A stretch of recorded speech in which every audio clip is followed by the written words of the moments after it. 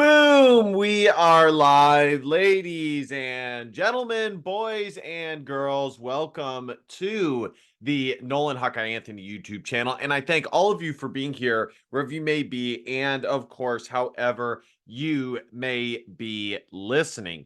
What a crazy game for the Iowa Hawkeyes, especially with their second half performance.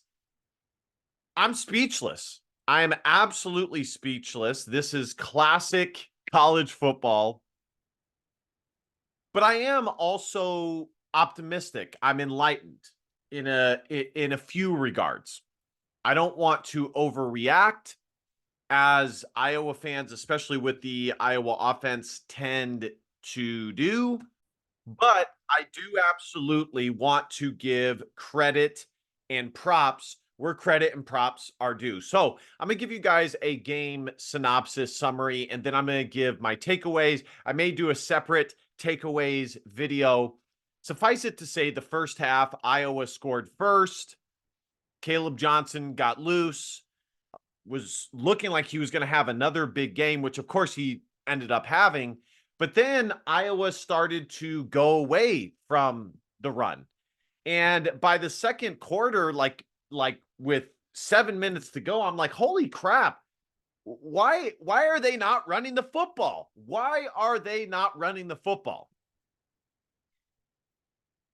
Cade McNamara was struggling to get anything going through the air. There were missed passes that, weren't like massively missed passes for big gainers or anything like that, but they would have given Iowa much better field position, 7 yards here, 8 yards there.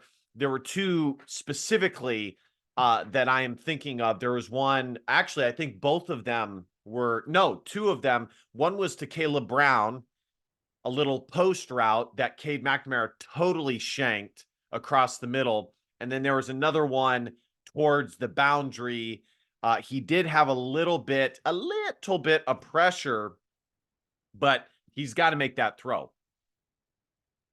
And we come into halftime, and I think that this game is over. I think Iowa's done. They're toast, because outside of the first touchdown, Minnesota whooped Iowa's butts.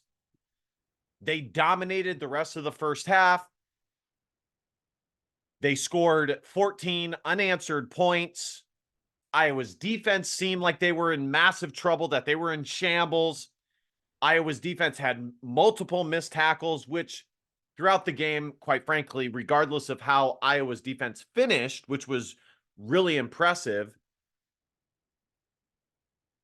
they did have, that is definitely an area that they need to shore up, is missed tackles. There was a fourth down try that Minnesota had. I don't want to jump around too much. I can't remember if it was in the first half or the second half. I believe it was the first half. It was 4th and 1. It could have been the second half. Actually, no, it was the second half. It was 4th and 1. Iowa's D-line and defense had come up with two solid stops on 2nd and 3rd and short. And Jamari Harris had an excellent angle, but he missed the tackle. Now, granted, it's a tough play to make, especially with a running back running downhill. They put their foot in the dirt and they're off. It is a difficult play to make, but Jamari Harris, being the veteran that he is, you got to make that play, and he knew it. Immediately he hit his helmet because he knew. We get into the second half. I cannot tell you guys. I literally, how I was feeling went like this the whole game. I think it's over. And I check back in. Iowa scores immediately. Caleb Johnson, lighten it up. He gets over 100 yards. Tied up. And then very shortly thereafter, another breakaway touchdown.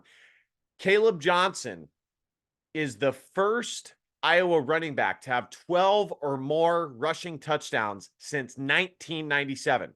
He's the first Iowa running back to have 4 games in a row. I think it's the first 4 games of 100 or more yards in each of those games since Mark Wiseman. Now, that's not necessarily saying a lot. Mark Wiseman was not, I wouldn't consider Mark Wiseman a prolific running back, but he definitely was a solid Iowa running back when, back in the day when Iowa's running back room, I always forget what the emblem, the meme is. It's like Air BHB, something like that, where Iowa's running back room would always get decimated and depleted by, a running back getting in trouble, breaking the law or something like that. And Mark Wiseman was a walk-on. That's the only reason why Iowa actually went to Mark Wiseman. So he was serviceable. That's what I'm saying. But he never had Mark Wiseman is an excellent example of what you can do if you put your mind to it, how you can outkick your coverage and really do better than what your physical limitations, your physical peak would allow. So anyways, I just wanted to give you guys those interesting stats. And just to sum it all up, Iowa totally dominates the second half defensively, special teams, offensively. Caleb Johnson goes up. In that second half, Iowa's offensive line was moving Minnesota's D-line around at will.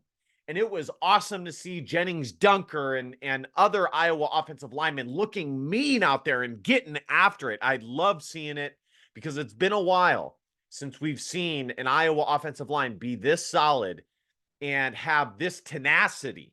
That we've been missing that grit for a couple of years now.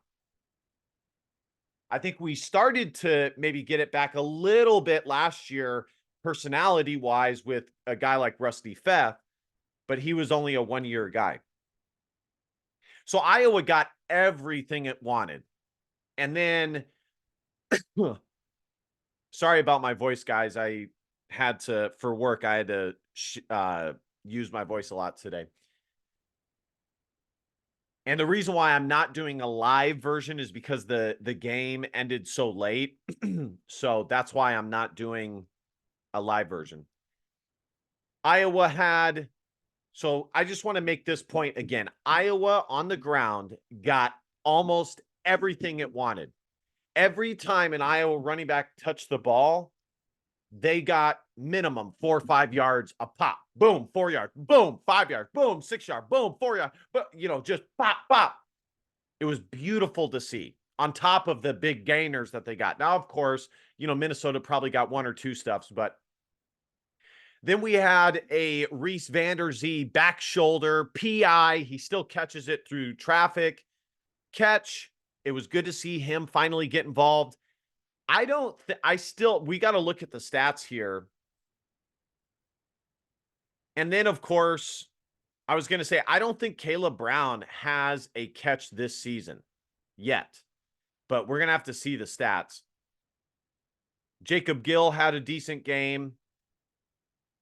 So, and then, of course, Iowa gets on the doorstep again. Brendan Sullivan punches it in, quarterback sneak. Personally, I thought that Josiah Patterson got in there first, but because of the traffic that was in the way, I think it was difficult for them to overwhelmingly overrule the play because you need overwhelming evidence or unquestionable evidence. You can't overturn based off of an inclination or guesswork or anything like that. Also, just taking a step back, there was one play in the first half where Minnesota pinned Iowa on their second or third yard line, and I saw some people commenting that Minnesota's guy was in the end zone and it shouldn't have counted as a touchback. So you're right. A player cannot have my understanding is a player cannot have any part of their body in the end zone or else it's considered a touchback. But when they, and my initial reaction was, he's in the end zone. Why aren't you guys? And then when they did the replay, I do think that his foot was actually just out by the smallest of margins, even smaller than Caleb Johnson's sideline run when he tapped the ball, because again, he didn't catch it, he tapped it and kept it out. So I ended up being okay with that call. And then, of course, like I said, Brendan Sullivan with the touchdown run. So let's talk about the good things today. Let's talk about the good things. Obviously, Caleb Johnson running for 206 yards, 9.8 yards a carry, and 3 tubs is massive news. Okay. This guy, 4 games into the season, has already almost shored up the Doak Walker Award. Okay. I'm not even kidding you guys. He has almost already shored it up. There's plenty of football left to be played, but man, I mean, this guy at the very least is going to be a finalist. He's got to be. He is running his ass off. And I made a comment on Facebook. I said, was Caleb Johnson just the best kept secret in all of college football during training camp?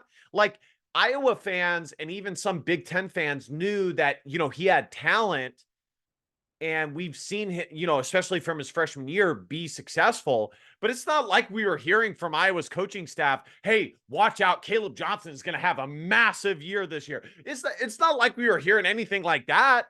I mean, sure, we heard a few things like, oh, he's doing good, you know, but he wasn't even starting day one. Now, part of that was because LaShawn Williams was injured. He's, you know, LaShawn Williams still is not really seeing the field.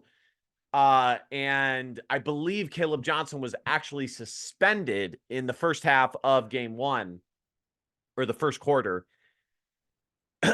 whatever it was. But still, this guy is killing it. Now, yes, part of it absolutely goes to Iowa's offensive line. Iowa's offensive line is 4 games into the season is much, much improved from last year, the year before. Coming into this game, according to PFF, I read this from an article that that 247 Sports did, the Hawk Insider guys, that Iowa is rated 20th in run block efficiency and 15th in pass block efficiency. And I was actually surprised to hear that. I thought it'd be the opposite. But I wasn't surprised to hear that they were top 50 as a unit in that category, because they've been opening up holes. So it's really hard to tell when it comes to running backs how much of it is purely the running back versus how much of it is the offensive line. I always like to say, for the most part, it's 50-50. You know, ultimately, the running back still has to see the holes that the offensive line opens up for him. But at this point, it's not a fluke that Caleb Johnson, and I would say this for any running back, has 100 yards, 100 plus yards. And I think he's hit 200 twice now in 4 straight games, at least 100. So this is not a fluke. And we've seen it his freshman year. This kid's talented. I've said it for a long time that I believe Caleb Johnson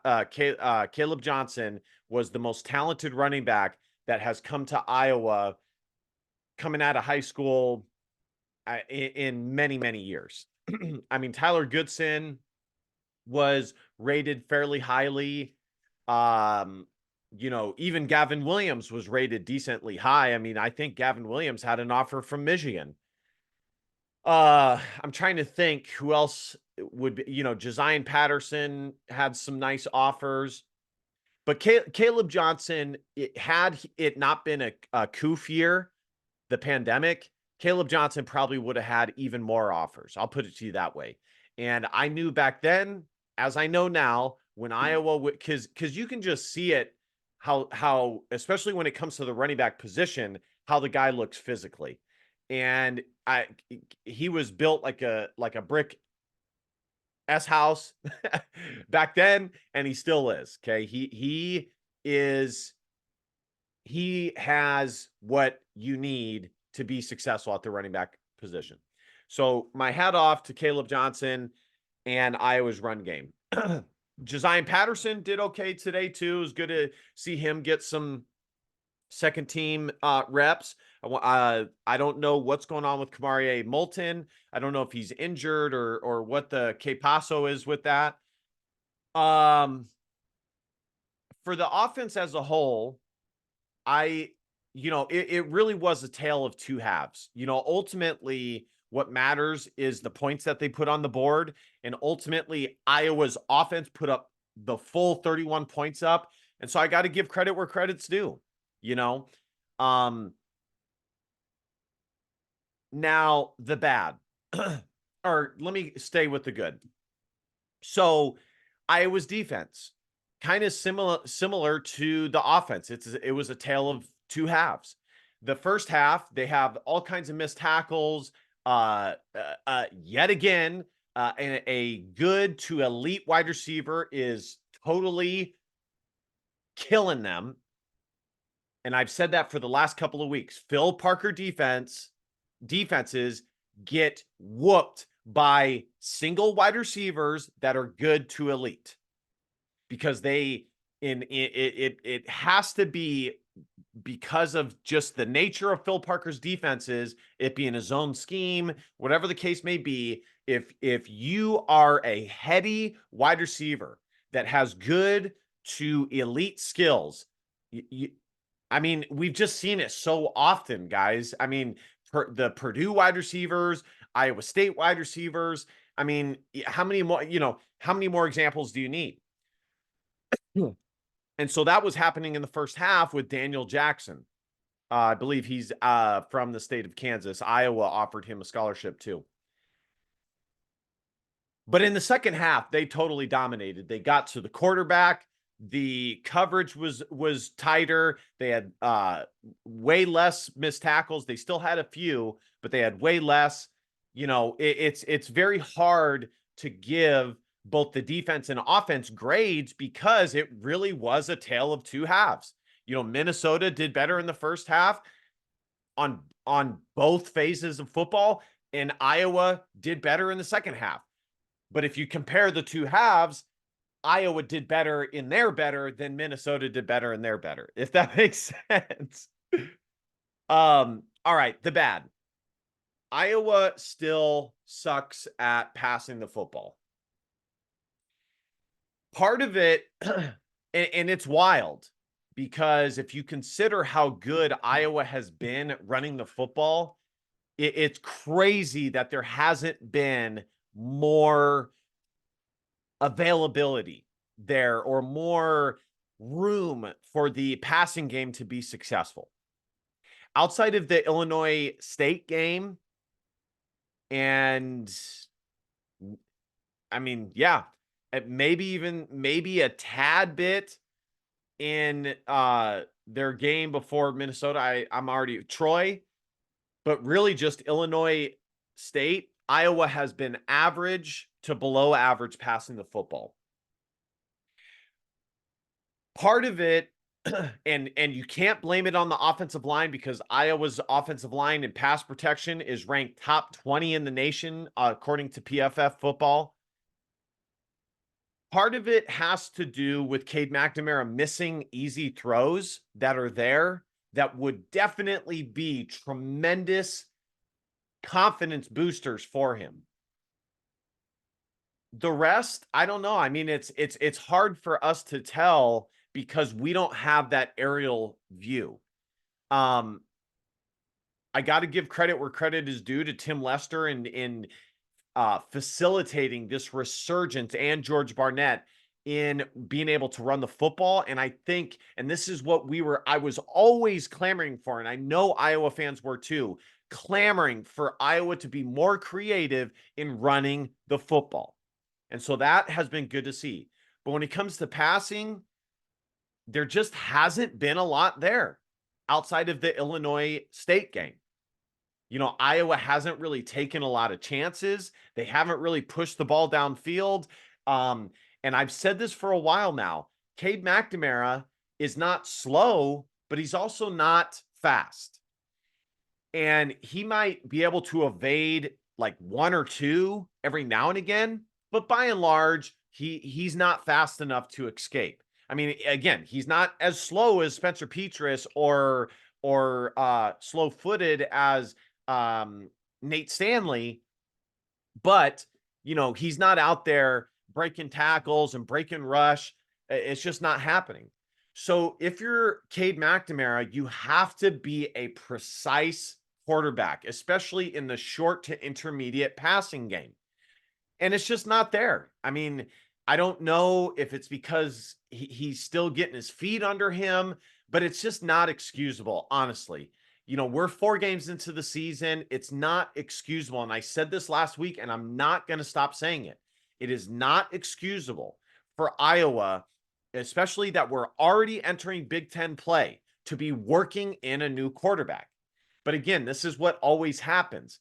Iowa sucks on offense, but they find Iowa, because I can't say Iowa sucks on offense because that's not true. They are much better. But when this happens time and time again, they suck passing the football, but Iowa finds other ways to win the football game and be successful. And so then it becomes very difficult to remove the starting quarterback, especially if they're a good leader. It's hard. So the other negatives I would say is there were some missed tackles. The cornerbacks were better this week, but they still were hit for a few. Daniel Jackson was starting to have a big game, but they kept him in check. And I would say in the first half, Iowa got 0 to any push up front. Special teams was much improved today. Punting, Reese Dakin probably had his best day today punting the football. Kicking, Drew Stevens has been perfect as far as I'm aware, and coverage was excellent. The only other thing really is just Caden Wedgton, but I think, ultimately Caden didn't have any blunders. So, all right, let's look at the stats, guys, and then we'll wrap this up. Cade McNamara, 11 of 19 for 62 yards. Guys, in this day and age, I'm just keeping it real. I'm happy that Iowa won this football game, and I don't want because this video is not. They got a great win on the road against Minnesota, which I'll circle back to the importance of that. But if you look at the context of where college football is at, and all of that, the talent that Iowa has in the wide receiver room, the success that they've had running the football, only having 62 yards passing the football is not acceptable. That's not acceptable.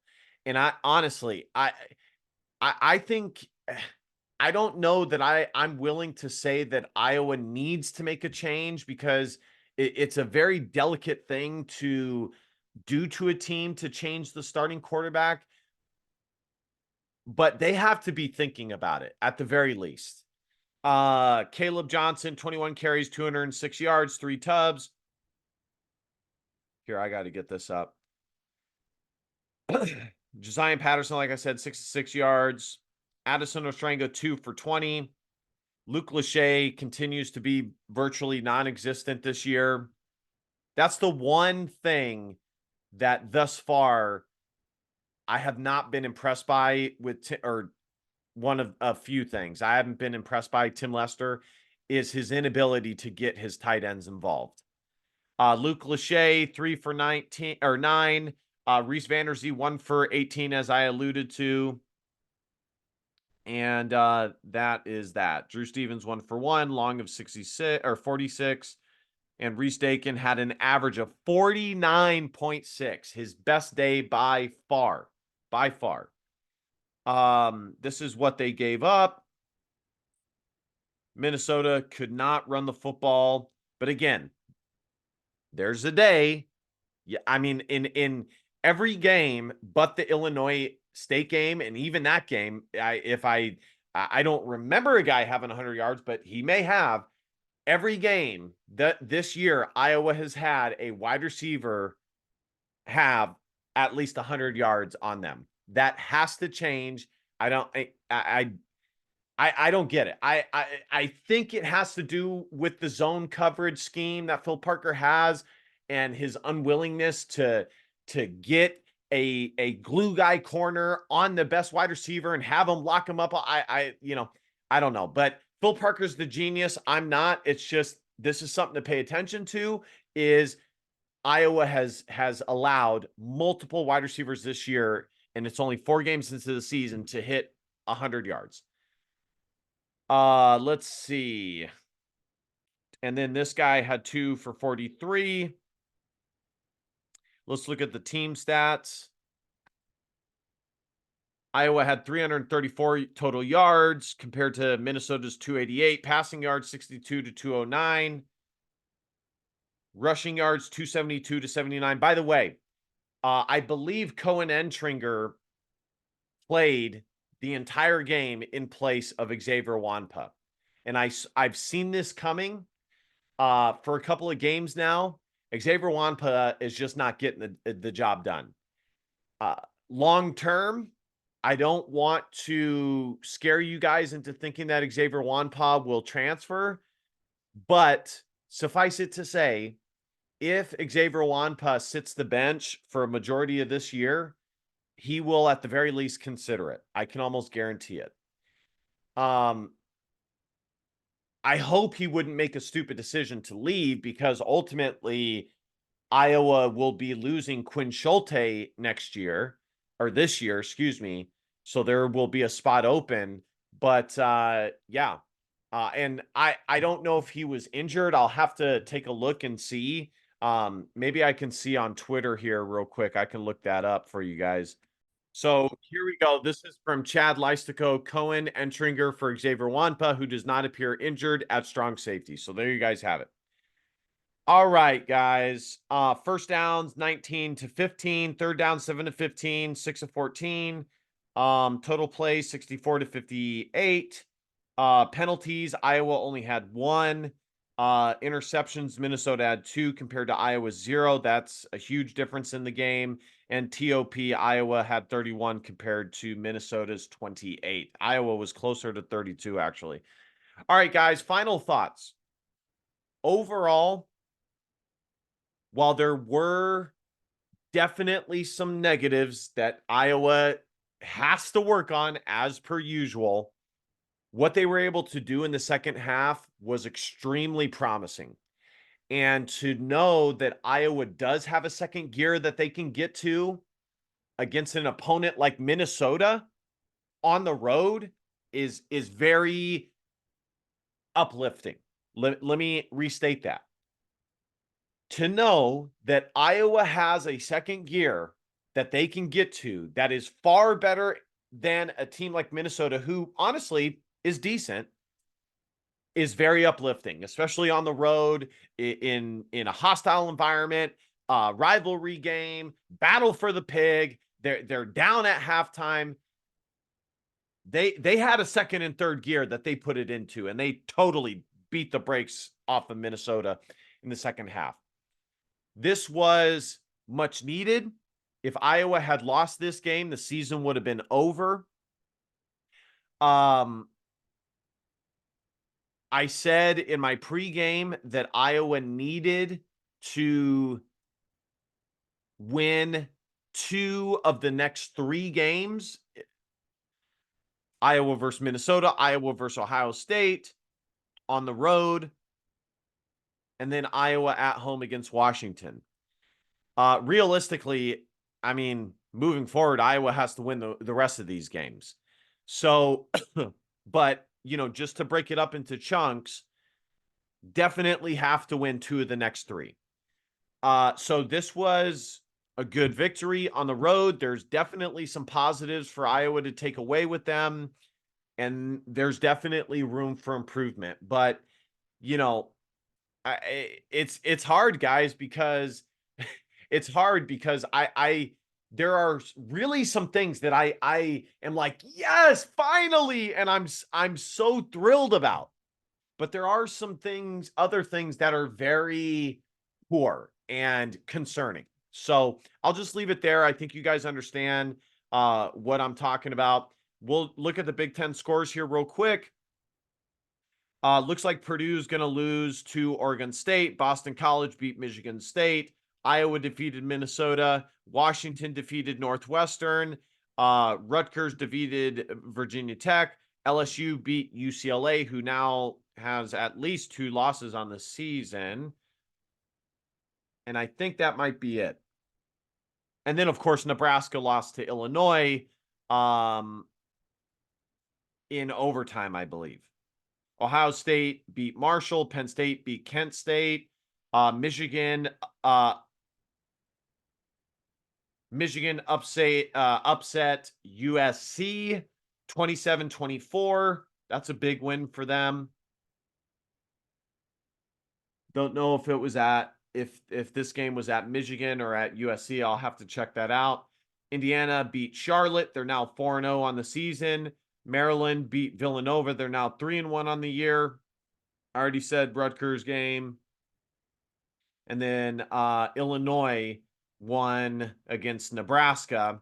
I believe that Iowa might replace Nebraska in the top 25.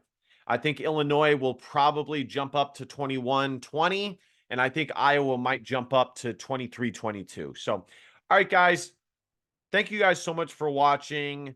Be sure to hit that subscribe button at the very least. Like, comment, share. You guys know the drill. And last but not least, DBAP, don't be a pussy willow. Facts or feelings because your feelings just don't matter. The Iowa Hawkeyes defeat the Minnesota Golden Gophers 31-14 on the road, and they reclaim the pig. All right, guys. Thank you guys so much. See you guys next time. Love you guys. Go Hawks. Bye-bye.